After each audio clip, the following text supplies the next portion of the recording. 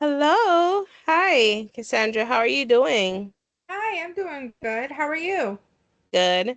Thanks for meeting me today. I'd like us to explore how stress has been affecting you, affecting your grad school experience, but also, I want us to take the time out, to notice your strengths and the stories that stress might be hiding. How does that sound? That sounds good. Okay, sounds good. Um, I'd like to know, when did your stress first start showing up in your graduate experience? I don't even know where to start, honestly. I've been feeling completely overwhelmed. It's like I'm being pulled in three directions at once. I got the school, the work, internship, and I can't seem to catch my breath. Like every day feels like a race I didn't sign up for. I'm like Mm-hmm. constantly behind. Okay. There's like this pressure to be everything to everyone. At work, I'm expected to lead and support clients with complex needs.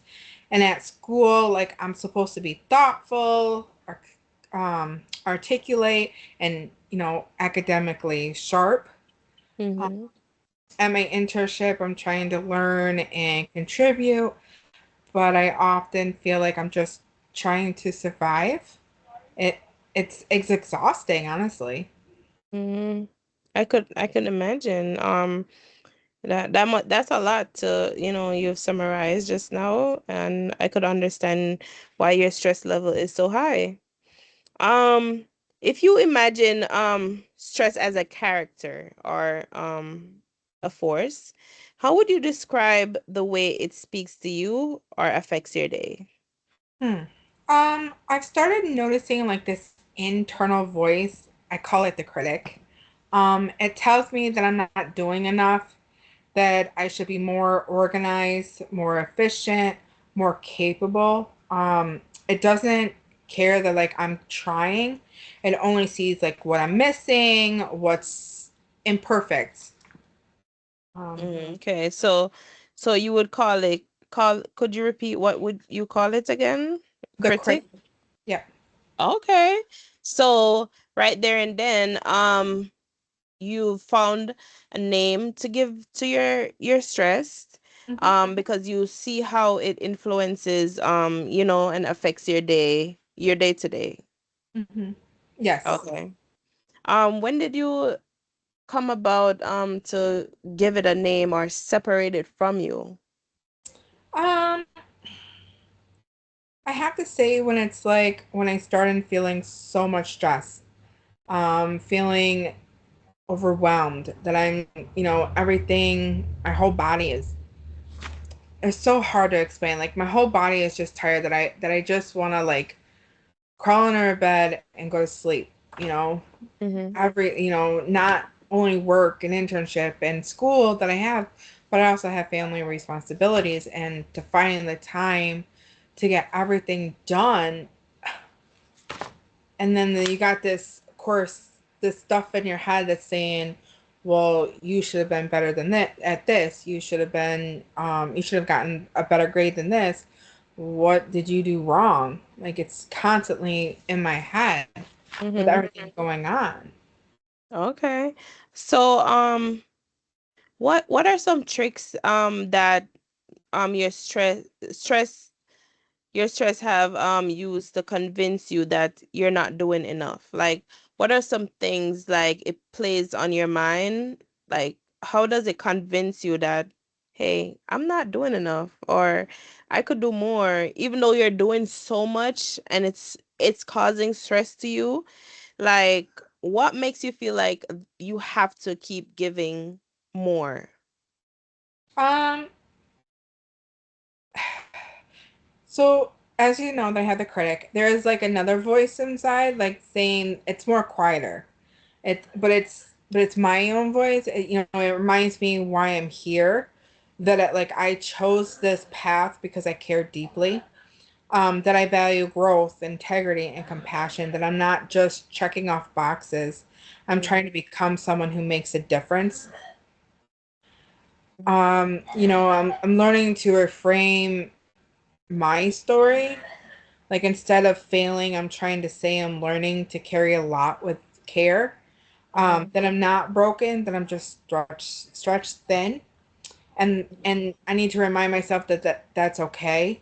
I'm allowed to be tired. I'm allowed to ask for help. I'm allowed to rest, and I'm I just need to remind myself that I don't need to be perfect in everything. Like if I miss a step and my supervisor comments on it, I can't say that, oh my god, I should have thought of that, or I Mm-hmm. should have done better, or because even though I've been there for a bit, I still am learning the new things. That I still got to remind myself that I'm just a person. I make mistakes, and I just need to learn from them. Okay. So it sounds like your stress have been showing up because you're so compassionate and your caringness and your motivation to be your best self, and because of that, it's telling you that you're failing or falling behind, but you've still shown up to classes and completed assignments, and you've reached this far in your graduate program even when stress is so loud for you. um when you think about times you faced pressure before, who are the people, past or present, who would say you've done hard things before? Um, my family. You want to be specific? Yeah. I grew up. I'm the oldest. I had to grow up fast. Parents were working. I had two younger siblings, so I made sure that, that they had things for dinner to eat, lunch, school clothes, for the next day. They showered, brushed their teeth. So that way I felt like I had to make sure, or that I grew up to help my parents in a way. And Mm-hmm. so when I was 16, I had to put my life on hold on a while because my mom had severe panic attacks and she couldn't be by herself. And because my dad worked, it fell on me. So I was home a lot more than I should as a teenager. So it was hard, and I try not to like resent her in a way, but it made me stronger as a person. Mm-hmm. So in a way, like my mom kind of helped me be who I am today, but I also myself because Mm-hmm. I have, like, you can ask my family, if you can describe one word, it's how strong I am. I don't, I'm strong for everyone. They still even today call me and say, "Hey, I need help with this," or "Hey, I need you to call this person," because I feel like I'm the secretary in the family. Mm-hmm. So it's So, like, all right, you guys are older, you should do it on your own now. mm-hmm. But do you think because you've always showcased your resilience, they realize that you're somebody they reliable, they could depend on? Yeah, Mm-hmm. yeah. And so what are some of your personal qualities that you think motivated you to start grad school to begin with? I did it for myself. Mm-hmm. I feel like I've missed so much in my life because of the stuff going on in my life. Mm-hmm. And not only for myself to better myself to achieve my goals, but I want to show to my niece who I'm raising that Mm-hmm. um to go to school and to accomplish, to live life, I should say, and Mm-hmm. accomplish so much beyond home. You know, Yeah. I try to make sure that, that she's enjoys life, that she's, getting out there and trying new things, even though sometimes it's a struggle, Mm-hmm. all kids. But I mean, and that no matter what obstacle we face, we can achieve it. Mm-hmm. And with just sharing that, like that brings forth an alternative story of, your competence and support. Like you started off by saying, you feel like grad school is too much and you can't handle any more stress. But just reflecting on the reasons why you you're capable of doing this when you decided to apply and say, this is my time to start grad school. Those qualities are what motivated you to be here in this position right now and is a positive, look at your situation. Um, what does your response to stress say about what you value as a student? Like the way you process stress? What does it say about you as a student? Stress as a student. Hmm. You know, that even though, the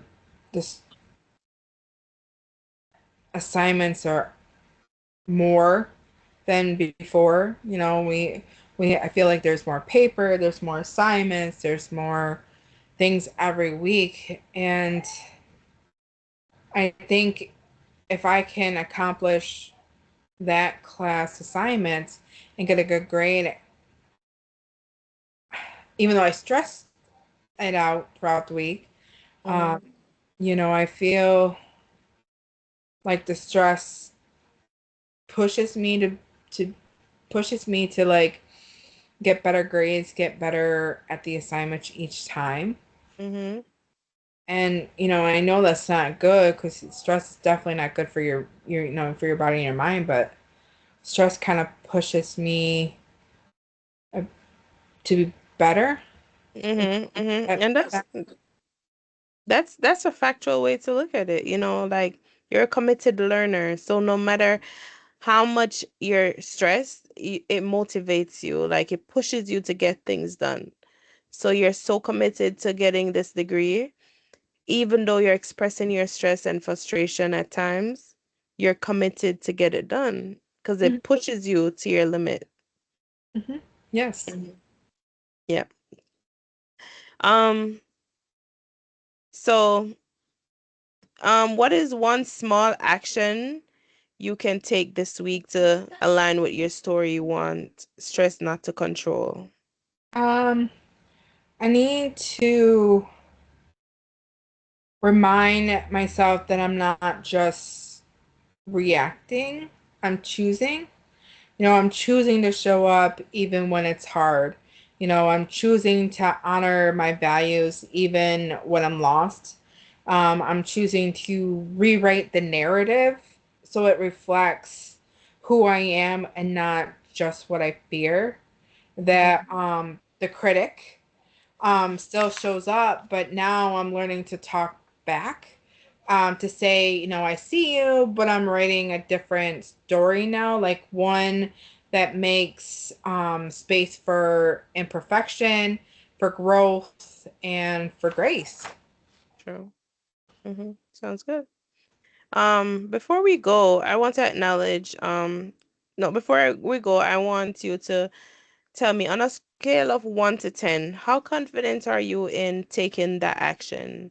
What makes it the number one or the lower number? Hmm. You know, hmm. And you said one is the lowest or one's the Yeah, highest? one is One's the the lowest, 10 is the highest, sorry. oh, that's okay. How I how just want to make confident sure. are you in taking the action that you just provide? And what makes that number either the highest or the lowest or in between? Honestly, I have to say it's like in between, um, like a 7. because I know that I still have work to do on myself and not to push myself too much. But I also believe, like I said before, like stress does push me. Mm-hmm. So I think a 7. Mm-hmm. I will work, to do better. Mm-hmm. Okay. Sounds good. So before we go, I want to acknowledge the determination and self-awareness you showed today. Stress is loud. And it can be a lot for a lot of us and hard to deal with, also hard to find like coping mechanisms, but um so is your commitment. That's also loud.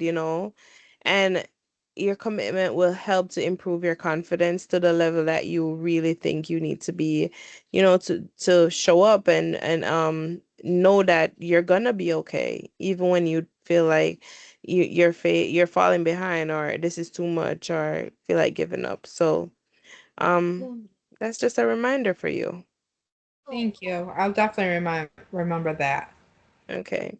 And it was nice talking to you. I look forward to speaking to you further and see how your your coping skills have improved and if we need to work on some goals, long-term objectives, which is a more shorter term, and get you to where you need to go.